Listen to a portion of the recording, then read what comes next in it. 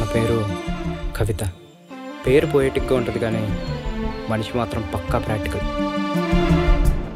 విజయ్, నాకు నువ్వు తెలుసు, కానీ నీ గురించి తెలీదు. బాగా మాట్లాడతావు కానీ నిజం మాట్లాడతావో లేదో తెలీదు. చూడటానికి కూల్గానే ఉంటావు కానీ కోపం వస్తే ఎలా ఉంటావో తెలీదు. లైఫ్లో నీ ప్రయారిటీస్ ఏంటో తెలీదు, నాకెంత ప్రయారిటీ ఇస్తావో తెలీదు. నీ ఇష్టాలేంటో ఇంట్రెస్ట్లేంటో అసలు ఏమీ తెలీదు. ముందు ఇవన్నీ తెలుసుకోవాలి.